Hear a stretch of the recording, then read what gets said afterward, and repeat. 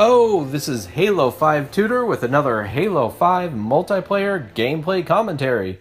As always, I'm bringing you the tips and tricks that you need to step up your game and take it to the next level. I'm going to help you win more often and have more fun while you're doing it. So let's dive right in. I'm playing Slayer game type on the map Fathom. This is with random teammates, random opponents, so it's going to be a lot of fun.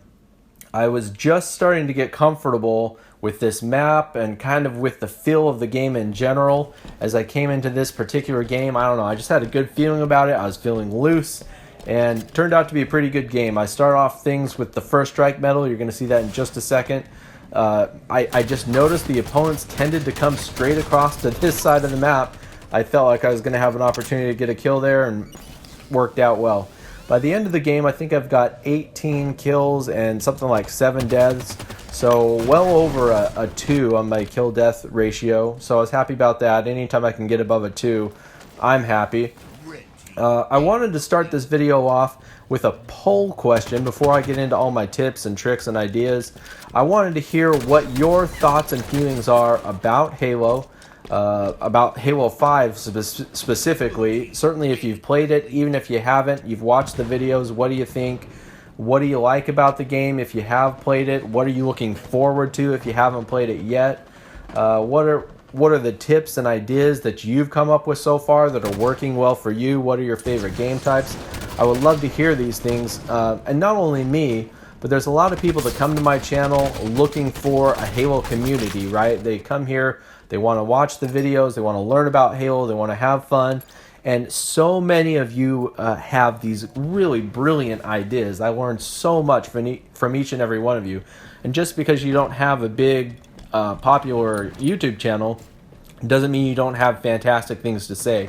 And so I want to hear some of those fantastic things down in the comments below in this video so that all of our viewers can enjoy and appreciate, you know, the ideas that you have and the thoughts and feelings that you've had about the game. And we can all kind of have a Halo community here so that people can come here and share and exchange ideas. So I want you guys to please use the comment section of this video so that everybody can become involved. Now, what I'm doing here is I want to control the top center of the map, and I want to control the power weapons.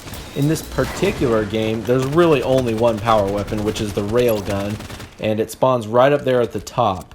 And throughout the bulk of the game, I am able to control the railgun, which gives our team a very strong advantage.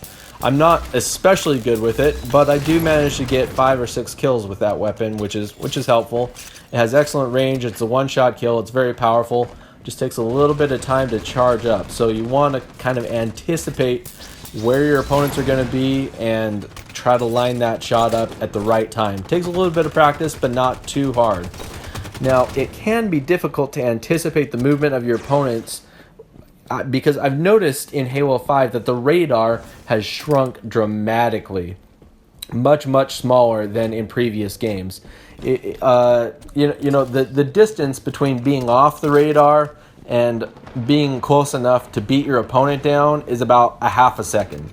I mean, it's that fast. You can be off the radar 1 second, and then a half a second later, you're beating down your opponent, or your opponent is beating down you. So it's, it changes the dynamic of the game quite a bit. If you came to rely on your radar in previous Halo franchises, that's not going to be the case here. It's practically useless. I'll be honest with you, it's practically useless. There's been plenty of times when I felt like I was sitting pretty, and then I'm getting assassinated, and nothing came up, and it wasn't somebody camping. It was just somebody sprinted right up to me, used that little extra burst of thrust, and took me out in about a half a second. It can be that fast.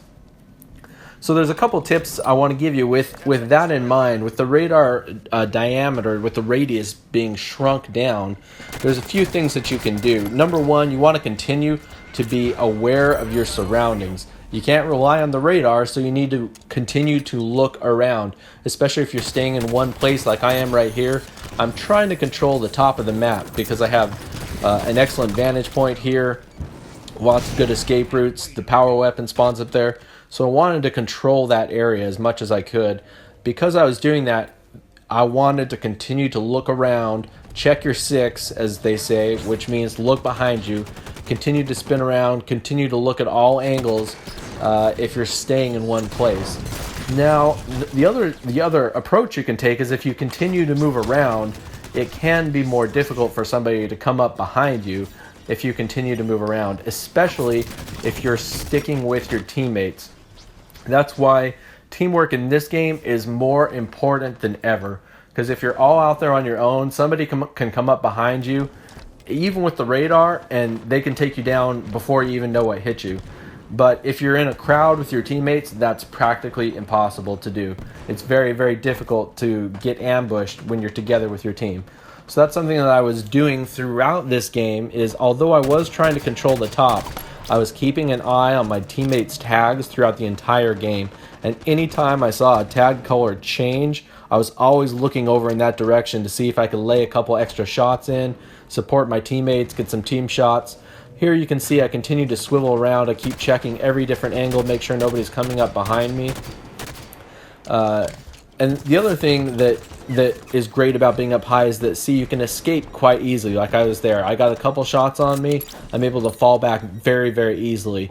If the reverse was true, if I got a couple shots on him while he was down on the ground, it would have been very, very difficult for him to run and hide, because I could have just jumped down and chased him, which isn't always a great idea to chase, but sometimes it works out. So you can see here I am controlling the top. I'm controlling this power weapon.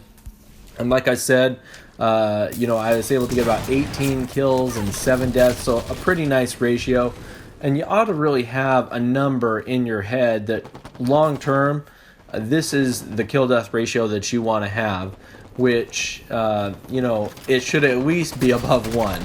Okay, so we'll start with that.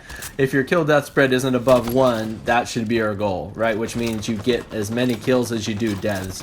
And every game can be different. Maybe some games you get more than others. But overall, as your average, you need to be averaging at least 1. So that's something to keep in mind. If you feel like you're not averaging 1, sometimes the easiest thing to do is to improve your defense. Because improving offense takes time, takes practice, takes skill. But improving defense can be done very, very quickly. Now we'll go over some defensive ideas in future videos. But if you feel like your kill-death spread is not where you want it to be, maybe consider it's not a problem with your offense. Maybe you can scale back on the improve the defense and scale back on some of your deaths. That's one idea. There's a check on my score there. I think I'm at 15 and 5 or something like that. So here I get a nice strafing motion, nice headshot. Let's see, before time runs out here, I've got so many things that I wanted to share. Let me think of what else. So I did want to cover the sprinting ability, because things have changed a little bit with the sprinting ability. For starters, it's always on. You can sprint as long as you want to. It never runs out, which I actually really like. I don't think it's overpowered. I just think it gives you the ability to move around the map a little bit better, especially on big maps. So I like the always on sprint ability. Personally, I like it. Now there's a couple caveats. When you're sprinting, your shield will not recharge. So if you feel like you're in a relatively safe area but your shields are down, don't continue sprinting around, because your shield isn't going to come up. And eventually you're going to come around a corner with those shields down and you're going to get one shot in the face. So if your shields are down, find a safe place and quit sprinting. You don't need to stop moving altogether, but if you're sprinting, your shields will not recharge. That's something important to keep in mind. Another thing about sprinting is that when you're being shot, it slows you down and prevents you from sprinting. And so, especially with so many people using the assault rifles, if you're getting shot in the back, so many times I've tried to sprint out of that situation and it doesn't work. So keep that in mind as well. If you're in a high an area where there's a lot of action going on, there's a lot of shooting, you may not be able to run through that situation or run out of that situation. So keep that in mind as you're playing. We're about to wrap up here, so I wanted to thank y'all for watching today. Again, please make sure to leave comments down below. I want everyone to share their ideas about Halo, especially Halo 5, but all the games as they compare and so forth. I want to hear your ideas, what you think, what you like, what you don't like, and I would really appreciate if you would subscribe, give the video a thumb up, share it with your friends, put it on your channel, whatever the case may be. I've got a lot of additional content coming on the way. I'm just still scratching the surface of this game. There's so many things I want to share with you. You don't want to miss a video, so make sure you're subscribed and checking back every day. I'm going to be playing a lot over the weekend, so may have an open game night, which I've had in the past, where you can come and play with me and my friends. We'll play a big open game. It's a lot of fun. So keep your eyes and ears open for that as well. This is Halo 5 Tutor signing out. Thanks for watching, everybody. I'll see you next time.